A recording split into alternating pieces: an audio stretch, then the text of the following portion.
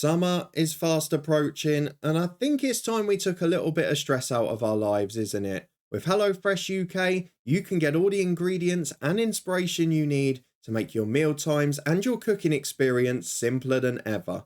HelloFresh provides a number of recipes and meals to make your life as easy as possible and also caters to a wide range of different dietary requirements. Use my special discount to get 50% off your first order plus 35% off the next three and three free gifts as well. What more could you ask for? Check out the discount link or the checkout code down in the description below. Hello and welcome to another managerial special from the Honest Football Podcast, the daily Watford edition. I'm Craig Savage, back again. With me as always is Mr. Daniel Cody, and yes, we are talking about Watford. The last video we did the manager special was about Watford, and this is probably about the 16th video we've done about Watford. They have hired Valerien Ismael as the new man to replace Chris Wilder, to replace what's his face and what's his face after that and what's his face after that. They all merge into one now. They all merge into one now. Bilic and Edwards and somebody and Roy Hodgson, I don't know, maybe. Yeah, he's a new manager. We don't know how long his contract's for, probably maybe till September. This is the Watford way. The technical director at Watford, Ben Manga, said that being able to appoint a new head coach so soon in May, literally 3 days after the season pretty much ended, means we can prepare very well for next season. They said that last season. To be able to welcome someone of Valerien's experience to Watford is good news for our club. We're looking forward to working with him. No time frame on his contract. I would say a bit surprised, but I'm not. No, I mean, there's no point in them announcing that now because it's only going to lead to ridicule or whatever else, isn't it? You would imagine at this stage they've got things worked into the contract so they're not paying the full amount of compensation if they sack them, whatever else. But he's got a job to do because we saw Chris Wilder come in towards the end of the year with pretty favourable fixtures, and we both said we thought they'd be pretty close to that playoff mix because they had a very good running on paper, and it was a disaster. Let's be honest about it. Finishing 11th, being out of the race with 4 or 5 days to go. Obviously, that pretty hopeless display that we saw in the derby and a few others following that immediately. Huddersfield at home springs to mind. Daniel Bachmann losing his rag. Just ill discipline, tantrums. João Pedro is obviously going to be off this summer.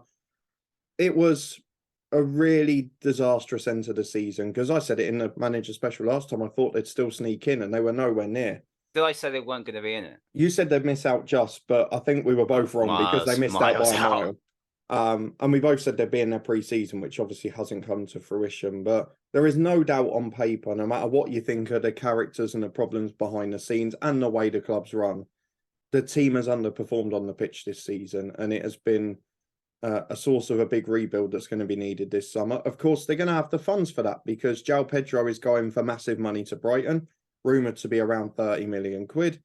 Whoever comes in, now Valerien Ismael, is going to have a chance to rebuild. But we know from the past that the manager or the head coach, whatever, doesn't get a huge say in the transfers in terms of there's a lot of swapping between Udinese, the other club they're involved with, and you'll often see a rebuild jigged up with players that are actually just moving between their clubs or ones they're friendly with. But we saw this all last season. You said it in the introduction. Rob Edwards came in, we're going to back him through hell and high water, and now at the end of the season, Watford are announcing a manager having finished mid-table, and Rob Edwards about to take their rivals into the playoffs. It's kind of a symbol of how Watford have been run for the last year, and it's worked for many years, but I know I use this word ridiculously in this context, but there's got to be a little bit of stability, even for Watford at this stage. And Valerien Ismael, on paper, might be the man. He's obviously had 2 very different experiences in the Championship, which I'm sure we'll get to. And he's also had a decent time at Besiktas, albeit a few too many draws in there. So it could go either way. But let's be honest, the positive is he's in early in the summer. The negative, what are they going to do with the summer? Now they've got some money to reinvest. Yeah, let's start with, because you've pretty much covered the whole episode in one question. I just thought I'd bring all the points up and you can take whichever ones you want on. Well, let's talk about Watford's. Let's talk about the Chris Wilder experience. As you said, shambolic in certain times. I think you saw after the Derby defeat. I was going to say Derby win. They didn't win that clearly. The Derby defeat. All the fans pretty much. I think that was the game the fans turned on the players. The players just pretty much walked off, and pretty much what the fans said, just get off. It was a very, very one-sided derby win. I think you could probably say the same in the reverse fixture, and it was. But that was rank bad. And then defeat after that, and then another defeat after that. And now the fans are starting to say Pozzo out. As Chris Wilder brought out the stink around the club. It's hard to tell, isn't it? Because let's be fair, he was at Middlesbrough at the start of the season, he stunk out the place there. And then look what happened when Michael Carrick came in. Again, they're in the playoffs. So there's an argument to say Chris Wilder wasn't the most sensible appointment at the time either, but he had done a previous job elsewhere very well before with Sheffield United. But yeah, look, it's all come to a head, hasn't it? Let's be brutally honest. It was the culmination of that Luton performance, then the way they just shipped goals in quick succession. The Cardiff game springs to mind, 3 goals in 10 minutes, and suddenly they're out of a game at home. And they're so soft. They're so gentle and easy to play against, which is the worst possible thing in the Championship, one of the most brutal, toughest competitive leagues around. And maybe that will be the one overriding bit of the Chris Wilder era, as you say. It was a disaster on the pitch. I mean, he was basically indicating how fed up he was post-match every time from the first 4 or 5 games, wasn't he? And I guess the only positive is it's brought this to a head. And this summer, there's going to be a big rebuild at the club. There's going to be a lot of players out. I would imagine there's going to be a lot of new ones in. But again, like we said last year with Rob Edwards, if you then only give them 9 or 10 games, you're basically back to square one. And don't forget, Watford have ended this, every time they've sacked a manager, they've been in a worse position. They were a point off the playoffs with Rob Edwards. They were 3 or 4 off with Bilic, and then they finished a mile off with Chris Wilder. So they don't help themselves. They obviously leave themselves open to ridicule as a club. And we try not to do it as Luton fans to go over the top. We try and be balanced here, but there's only so much you can say. And maybe, as you say, it's a blessing in disguise that everything has come out in the open now. And obviously one of those who was a protagonist of the perceived behaviour and attitude on the pitch in João Pedro is now moving on. Maybe it's a chance for them to have a clean slate, because I'd imagine a few more of those Premier League ones will be off this summer. I'll get to the players in a second. I just want to look at the previous managers' amount of games they had. So Chris Wilder had 11. In fairness to them. In all competitions. But in fairness to the Chris Wilder one, that was a planned interim short term. Nothing wrong with that. I got no, well, yeah. Bilic had 25. Rob Edwards had 11. Roy Hodgson had 18. Ranieri had 14. Xisco had 36. Which is where it all started going wrong. Sacking Xisco, I've said it from the very start when that happened, was the one they got wrong, and they never recovered from that for me. Ivic had 22. Pearson had 22. Not counting Hayden Mines as caretaker roles. And Kike Sanchez-Flores, the second time, was 12. And then Javi Gracia had a longer term.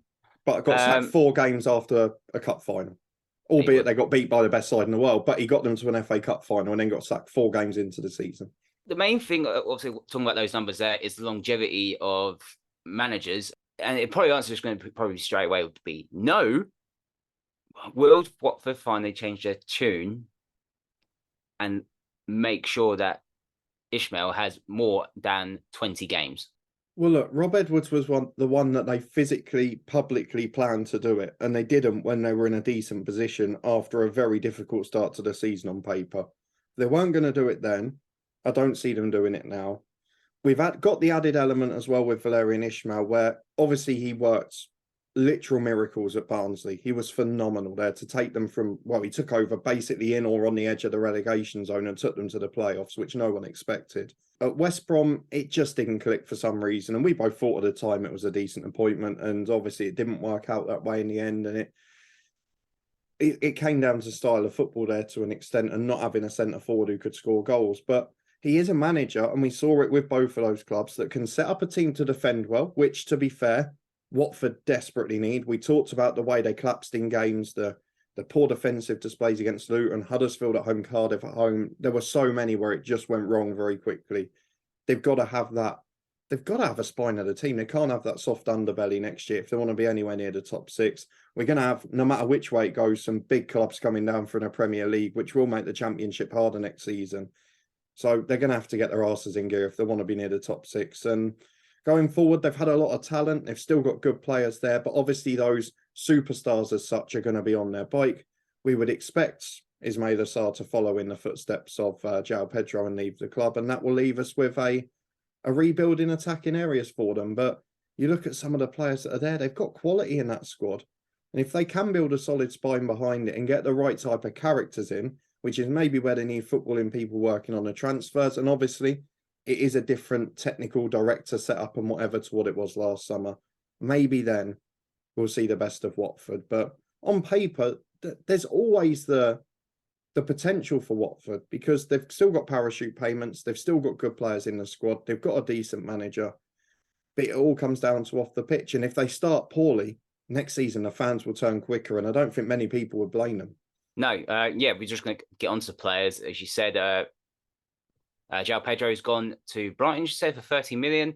As you said, I agree with you on Ismael Assar. If he doesn't go over the summer, he's a fool. But then you've got other players getting on a bit. Cathcart, Cleverly getting on a bit. Porteous, I just think he's not strong enough for the Championship. Backman, I think he might be good, but it'll take time. Backman, not good enough. Not good enough. Obviously, he likes to hack down players when he wants to shoot. But Watford need a complete rip out of this squad and need to start again. Recruitment-wise, it's been a bit all over the shop for certain, like with different players. Like I could see that happen again. Or do you think Ismael Assar, should I say, he would look into Austria or look into Germany? Or would you think he would go back into the champion, like go for other Championship players?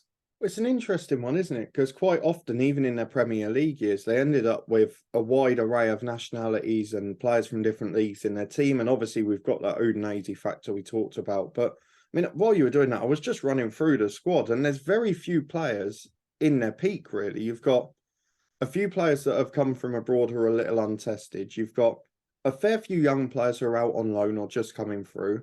And then you've got those who are, let's say, from 29 onwards. You've not got a real group of players who you would expect to be hungry or at their peak. And as you say, you've got a few who are coming towards the end of their career. You've got a few that perhaps aren't good enough. And there's not a huge amount to get excited about there. I do genuinely think we'll see a big change next summer. I think Valerien Ismael has to work from the back. I know they signed Porteous and Hurt on in the January window. Both of them, again, potential to be decent centre-halves. But there's got to be a long-term plan. All of the signings, as you say, it feels a bit slapdash. It feels a bit put together. It's sticking plasters, isn't it? And it doesn't feel like they're ever building a team. I think that's probably the easiest way to put it. So for next season, I just wonder how much of a say Ismael's going to get, because if he gets a big one, I feel we might see a decent team. But ultimately, what they've been doing isn't working. And there's nothing behind the scenes in the way they've acted this season that makes you suggest that they're going to change that approach now. How do you think he will do? Actually, the better question is, how long do you think he'll last? Well, on the Championship sweepstake from his first game, I went for 68 days, which would be in the October international break, because that's the normal form.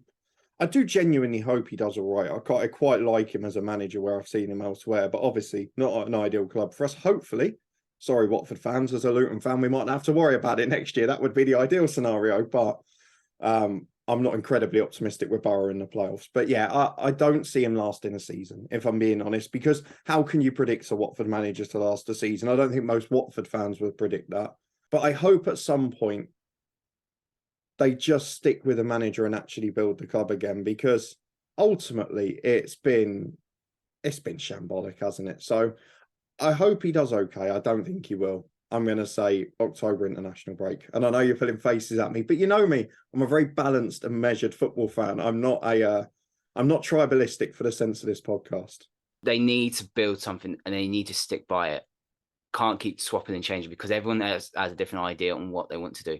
The technical director has something different. The Pozzos has something different. The manager has something different. The next manager has something different. The next manager has something different. So it needs to all work. So, right, this is what we're going to do. How we're going to do it, and this is what we're going to do. We're not going to spend so much just for the sake of spending so much. We're not going to get this person in from our other club and then you keep the money from it. It doesn't work. It cannot possibly work like that. So if Watford can keep the balance right, keep the fans aside, keep interacting with the fans, because they have not interacted with fans at all this season. That is important. I agree with that.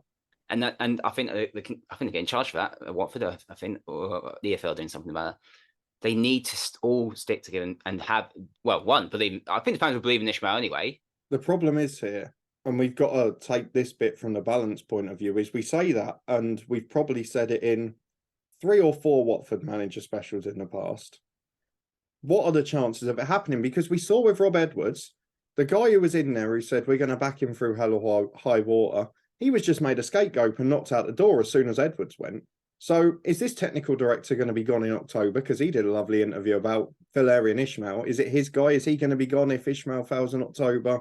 Because the carousel isn't just the manager. I think that's the thing that probably we talk about with Watford is, the managers are going every 3 or 4 months. But there's people off the pitch going quickly as well.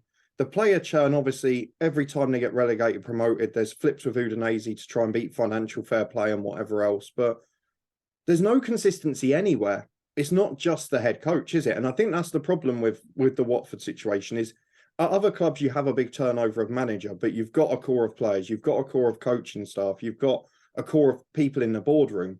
Here, bar the Pozzos being the eternal, you've got nothing else that is consistent at all.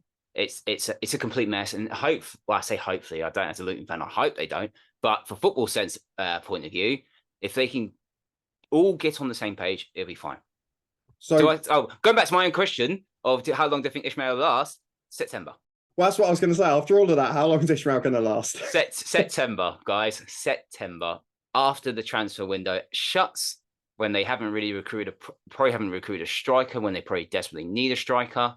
They need a balanced squad as well, based on last year. A balanced squad. It's a bit of a mess. But yeah, they need a bit of steel in that side as well, rather than, as you said earlier, a bit soft. They were very soft. But that is our little rant and opinion on Ismael taking over at Watford. Let us know in the comments down below how you think Watford will do next season. How long do you think Ismael will last? Don't forget to like this video, subscribe to the Honest Football Podcast, and you can follow us on Twitter at Honest Football 3.